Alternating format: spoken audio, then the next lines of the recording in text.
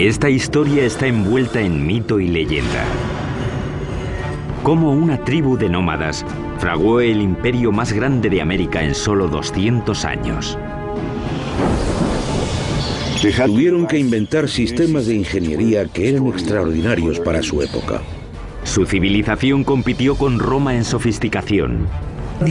Los aztecas tenían la mejor tecnología que se podía conseguir, dadas las condiciones en las que vivían. Acueductos, palacios, pirámides y templos se alzaron como tributo a sus dioses y como testimonio de poder para la humanidad. El mayor logro de los aztecas fue su flamante capital, que asombró a los exploradores europeos y la llamaron la Venecia del Nuevo Mundo. La ciudad se extendió reluciendo por los canales y el lago, adornada con árboles y mansiones preciosas. Pero su sed de poder y sangre les condenó a la destrucción. Cuando por fin llegó, la aniquilación sería más rápida y completa de lo que el mundo hubiera imaginado.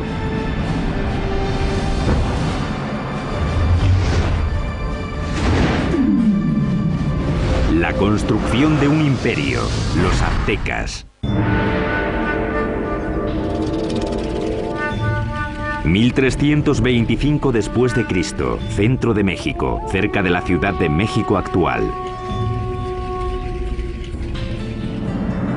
Una chica joven, una adolescente, celebra su inminente boda. Es la hija de un rey tribal y está a punto de unirse a una tribu nueva que ha sido invitada a su reino.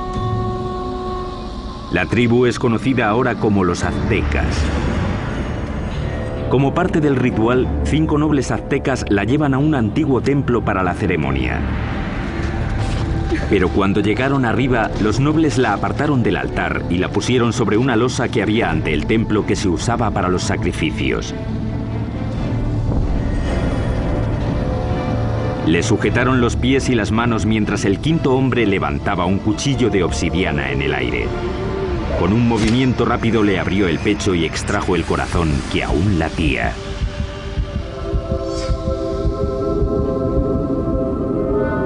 Esa tarde invitaron al rey a una ceremonia para celebrar el matrimonio. Sin embargo, encontró a un sacerdote danzando, vestido con la piel aún brillante de su hija. Como parte del ritual, los aztecas la habían desollado en honor al dios de la fertilidad. Vio aquello y se quedó totalmente horrorizado, porque era su hija. Sus guardias y él persiguieron enseguida a los aztecas hasta el lago y luego hasta la isla donde se habían refugiado. La isla pantanosa no era un lugar acogedor. Y aún así, desde allí los aztecas superarían todas sus expectativas y forjarían el imperio más poderoso de las Américas.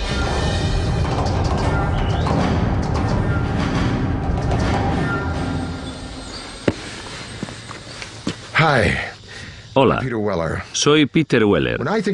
Cuando pienso en los aztecas, pienso en gente elegante con unos bonitos adornos en el cuerpo y el pelo. Y pienso en una canción de Neil Young sobre Moctezuma y Cortés.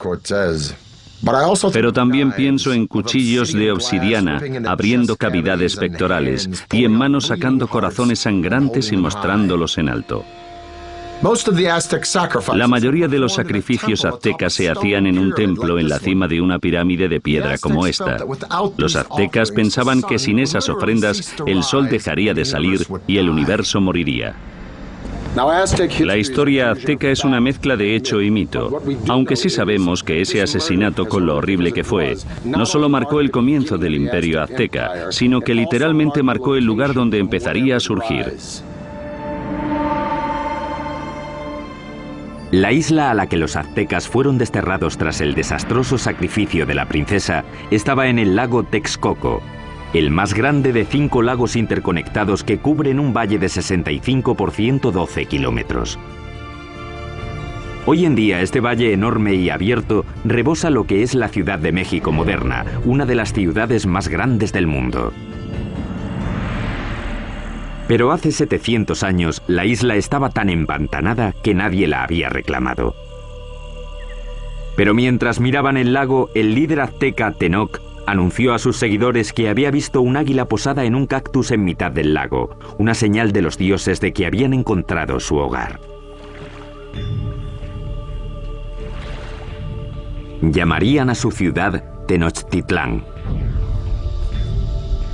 La vida fue dura para los aztecas los primeros años de Tenochtitlán, pero tenían una visión. La visión de una ciudad poderosa modelada en una ciudad antigua y legendaria a solo 40 kilómetros de allí. Llamaron a esta ciudad Teotihuacán o Ciudad de los Dioses. Teotihuacán fue una de las ciudades más impresionantes de la Mesoamérica precolombina. Era misteriosa. Sabemos poco de ella porque no hay escritos que corroboren lo que ocurría en esa gran ciudad. Ya estaba en ruinas hasta en la época azteca, pero creían que era el hogar de los dioses y el sitio donde nacía literalmente el mismísimo sol. El lugar que los aztecas más veneraban de Teotihuacán era una pirámide que se alzaba por encima de los árboles. Se llamaba la Pirámide del Sol. La enorme pirámide solar contiene 765.000 metros cúbicos de tierra y piedra con una base aproximadamente del mismo tamaño que la Gran Pirámide de Giza, en Egipto. Los aztecas creían que Teotihuacán fue diseñada a imagen del cosmos que crearon los dioses. Fue esa imagen la que intentarían reproducir en la construcción de su nueva ciudad, Tenochtitlán. El que aceptó el reto fue un jefe azteca llamado Acamapichtli. En 1376 se embarcó en un plan ambicioso para hacer una ciudad muy avanzada en Tenochtitlán. Pero había un problema. Las islas pantanosas en las que se instalaron requerían mucho trabajo. Cuando empezaran a construir cualquier cosa, empezaría a hundirse. Simplemente no había cimientos sobre los que construir. La solución azteca revolucionaría la arquitectura de las Américas. Empezaron anclando bien los edificios al suelo usando un sistema de pilares de madera. Los trabajadores cortaban estacas de 10 metros de largo por unos 8 o 10 centímetros de ancho. Luego las clavaban en el suelo blando para que sirvieran de cimientos. Los pilares se rodeaban a menudo de piedra volcánica para añadir fuerza. Entonces los albañiles podían hacer muros encima de esa base sin problemas. Consiguieron pilares de madera para sostener la infraestructura, los cimientos de las pirámides. El que no se hundiera ni se inclinara me parece una proeza de la ingeniería. Tenochtitlán era una ciudad-isla, pero los lagos circundantes eran poco profundos, no más de 2 metros en la mayoría de los sitios. Aquello parecía una metrópolis gigante flotando en una charca. Originalmente la única manera de llegar a la ciudad flotante desde tierra era en barco, pero los aztecas inventaron con el tiempo una serie de pasos elevados de hasta 14 metros de ancho que conectaban la ciudad flotante con las provincias de tierra firme. Los pasos estaban sostenidos sobre pilares de madera, como los que sostenían los templos y otros edificios. Tuvieron que clavar miles de esos pilares en el lecho del lago, y eso presentaba un reto logístico que solo se podía atajar con una mano de obra fuerte y hábil y los mejores ingenieros de Mesoamérica. Para hacer un paso se ponían 2 filas de estacas. Luego se rellenaba el espacio del medio con piedras y tierra hasta que sobrepasaba el nivel del agua en varios metros. Eso permitía a la carretera soportar muchísimo peso. Estos pasos se construyeron muy rectos. Eran muy anchos, con puentes que se abrían y conectaban la ciudad por el norte, el oeste y el sur.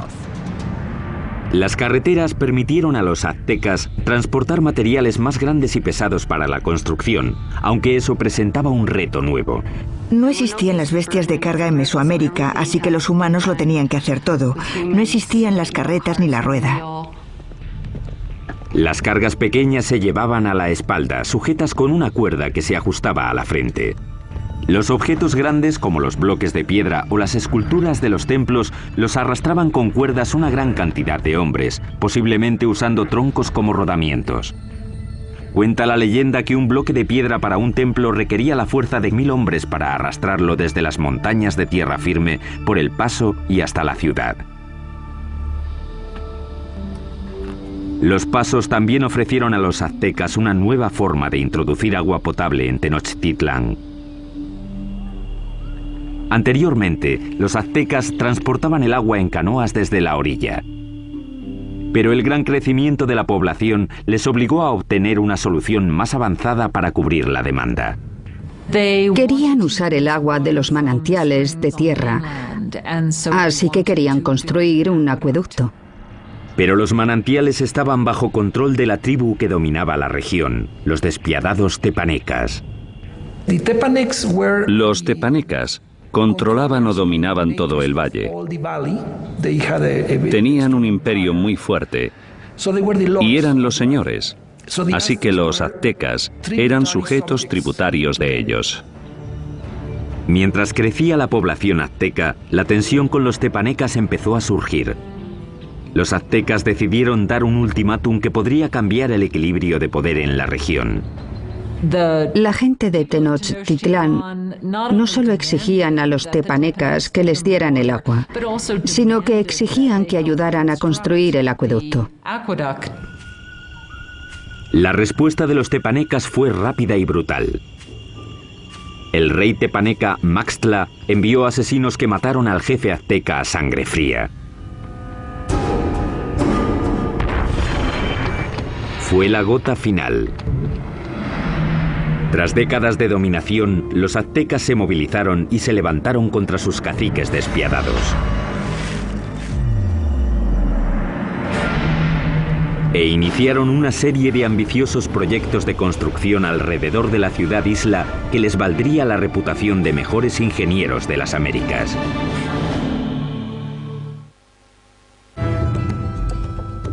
Corría el 1428 y los aztecas habían declarado la guerra a sus caciques, una tribu llamada tepanecas. Pero para ganar a los tepanecas necesitarían una ayudita de sus vecinos. Los aztecas acudieron a la cercana ciudad-estado de Texcoco. Allí un jefe decisivo estaba ascendiendo. Se llamaba Nezahualcóyotl, y su liderazgo dominante sería crucial en la creación del imperio azteca. Con Nezahualcóyotl de su parte, los dominados aztecas se lanzaron a la yugular. Lanzaron un ataque total contra la capital tepaneca. Tras un sitio de más de 100 días, rompieron las defensas tepanecas y masacraron a sus opresores. Después de capturar al rey tepaneca Maxtla, el propio rey Nezahualcóyotl le arrancó el corazón y echó su sangre a las aguas del lago Texcoco. De repente las tornas habían cambiado. Ese es el preciso momento del comienzo del imperio y los aztecas se convirtieron en líderes del Valle de México. Tras conquistar el Valle de México, los aztecas pudieron centrar su atención en llevar agua potable a su ciudad creciente. Notablemente, los aztecas diseñaron y construyeron por su parte algo que solo unos pocos imperios dominarían: el acueducto. El acueducto tenía 2 canales, cada uno de 1,20 m de alto por 1 de ancho. Uno se mantenía limpio mientras el otro servía para que no se interrumpiera nunca el flujo de agua. El acueducto de 2 tubos recorría 5 kilómetros desde tierra firme hasta el centro de la ciudad-isla. En la ciudad, el agua llegaba hasta fuentes públicas y embalses y se distribuía al público en grandes jarras de barro o mediante canoas. En comparación con los europeos, los aztecas eran muy limpios. Sabemos que el emperador azteca se bañaba 2 veces al día. Así que en términos de higiene los aztecas estaban mucho más avanzados que los europeos. Mientras los nobles aztecas se bañaban en lujo, en esa época en Europa la peste, provocada por las condiciones insalubres, mataba a millones. El baño del rey Nezahualcóyotl era uno de los más especiales de las Américas. Lo alimentaba un sofisticado acueducto que también llevaba agua corriente a los terrenos de su palacio. Detrás de mí está la colina de Tezcocinco, y en ella, Nezahualcóyotl construyó un fantástico palacio de recreo. Alrededor del palacio había un jardín botánico con todas las flores exóticas de Mesoamérica. Nezahualcóyotl